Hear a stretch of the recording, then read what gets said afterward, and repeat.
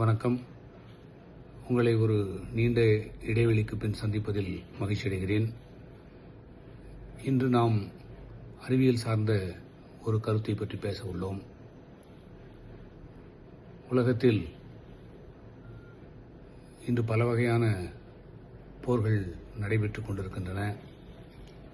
உதாரணமாக ஆயுதப் போர், வர்த்தகப் போர், சைபர் வார்ஃபேர் போன்றவைகள்.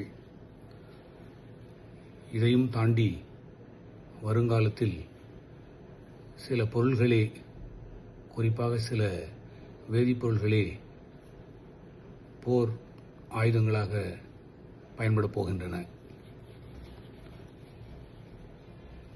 உதாரணமாக நமக்கு அருகில் உள்ள சீனாவானது தன்னை சுற்றியுள்ள நாடுகளுடன் போர் தொடுக்க ஒரு முக்கியமான ஆயுதத்தை கையில் வைத்திருக்கிறது. ஆனால் அது ஆயுதம் அல்ல, சில பொருள்கள்தான். அவைகள் எதுவென்றால், தனிம வரிசை அட்டவணை பற்றி கேள்விப்பட்டிருப்பீர்கள். அந்த அட்டவணையில் கீழே உள்ள F தொகுதி தனிமங்களில் லாந்தனைடுகள் எனும் 15 தனிமங்கள் தான். இதுதான் அந்த அட்டவணை. இதிலே இந்த வரிசையில் இடம்பெற்றிருக்கக்கூடிய இந்த 15 தனிமங்கள் தான். லாந்தனத்திலிருந்து லுட்டீசியம் வரை உள்ள இந்த 15 தனிமங்களை அரியமன் தனிமங்கள் என்பர். ரேர் எர்த் எலமெண்ட்ஸ் என ஆங்கிலத்தில் அழைப்பர். ரேர் என்றவுடன் அது கிடைப்பது அரிது என்று சிலர் பொருள் கொள்கின்றனர்.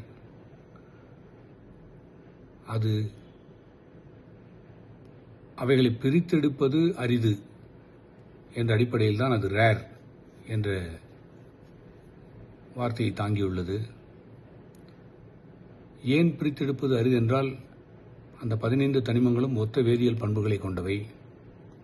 மேலும் அவைகள் அடங்கியுள்ள அந்த கனிமங்கள் அல்லது தாதுக்களில் அந்த தனிமங்களுடைய செறிவு மிக குறைவாக இருக்கும். அதனால் பிரித்தெடுப்பதில் சிரமம், அரிது என்ற அடிப்படையிலே தான் அங்கு ரேர் என்ற வார்த்தை பயன்படுத்தப்படுகிறது. பழைய வேதியியல் முறையில் ஒரு பொருள் ஆக்சைடு வடிவத்தில் கிடைத்தால் அந்த பொருளை எர்த் மினரல்ஸ் என அழைப்பது வழக்கம். அந்த அடிப்படையில் லாந்தனைடுகள் முதலில் கிடைத்த பொழுது ஆக்சைடு வடிவத்தில் தான் கிடைத்திருக்கிறது. எனவே எர்த் என்ற வார்த்தை பயன்படுத்தப்பட்டு ரேர் எர்த் எலமெண்ட்ஸ் என அழைக்கப்படுகிறது. இந்த 15 தனிமங்களையும் தாண்டி ஸ்காண்டியம், எட்ரியம் போன்ற தனிமங்களும் அரியமன் தனிமங்கள் தான். இந்த அரியமன் தனிமங்களை பிரித்தெடுப்பது, தூய்மை செய்வதிலே சீனாவானது முக்கிய பங்காற்றுகிறது. அந்த தனிமங்களில் 60% பிரித்தெடுத்தலையும் தூய்மைப்படுத்தும் செயலில் 90%ஐயும் சீனா நிறைவு செய்து விடுகிறது.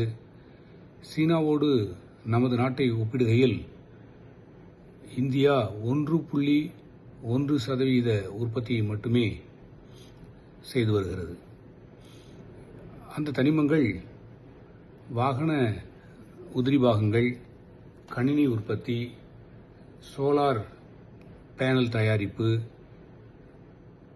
எலக்ட்ரிக் வெஹிக்கிள்ஸ் உற்பத்தி, டெலிவிஷன், MRI ஸ்கேனிங் கருவிகள், LED விளக்குகள், ஸ்மார்ட் போன்கள், விண்ட் டர்பைன்கள், ஏவுகணைகள், ரேடார் உற்பத்தி, போர் விமானங்கள், நீர்மூழ்கி கப்பல்கள் போன்றவை தயாரித்தலில் பயன்படுகின்றன.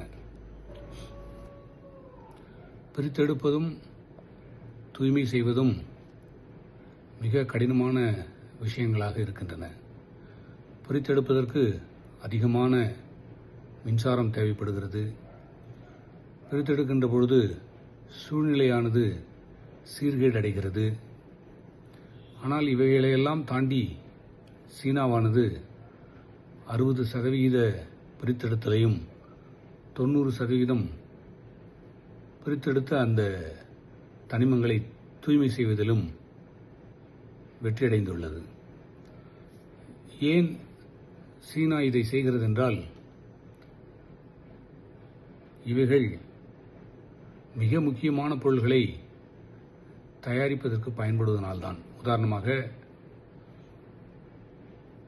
ஒரு F-35 போர் விமானத்தை தயாரிக்க வேண்டுமென்றால் இந்த அரியமன் தனிமங்கள் 400 கிலோகிராம் தேவைப்படுகிறது. ஒரு வர்ஜீனியா வகை நீர்மூழ்கி கப்பலை அரியமன் தனிமங்கள் 4173 கிலோகிராம் தேவைப்படுகிறது. இவைகளை பிரித்தெடுப்பது கடினம் என்பதனால் இவை மிகவும் விலை உயர்ந்தவைகளாக இருக்கின்றன. நாம் மட்டும் கடந்த ஆண்டில் 2270 டன் அரியமன் உலோகங்களை சைனாவிடமிருந்து பெற்றிருக்கிறோம். அரியமன் தனிமங்களை மட்டுமன்றி லித்தியம், சிலிக்கன், கார்பன் போன்றவைகளையும் நாம் சீனாவிடமிருந்துதான் இறக்குமதி செய்கிறோம். உலகத்தில் உள்ள 193 நாடுகளில் சைனாவுக்கு அடுத்தபடியாக அமெரிக்காவானது அரியமன் தனிமங்களை பிரித்தெடுத்து தூய்மை செய்கிறது. மற்ற அனைத்து நாடுகளுமே சைனாவிடமிருந்துதான் இறக்குமதி செய்கிறார்கள். ஒருவேளை நமக்கும் சைனாவுக்கும் கருத்து வேறுபாடு ஏற்பட்டால் சைனா அரியமன் தனிமங்களை இந்தியாவிற்கு வழங்குவதை நிறுத்திக் கொண்டால் நிச்சயமாக நம்முடைய ஆட்டோமொபைல் துறை பாதிக்கப்படும். வாகன உற்பத்திகள் நிறுத்தப்படும். உலகத்தின் 3வது பெரிய வாகன உற்பத்தி சந்தையான இந்தியா தள்ளாடும்.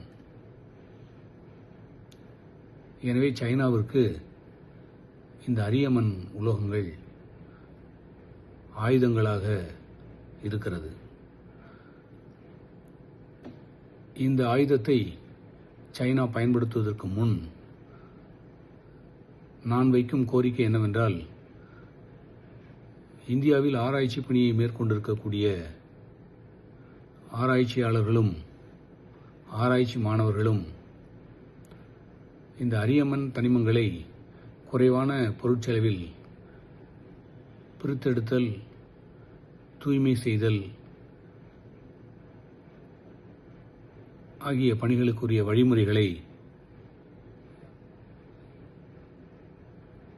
ஆராய்ந்து இந்தியாவிற்கு வழங்க வேண்டும் என கேட்டுக்கொண்டு விடைபெறுகிறேன். நன்றி.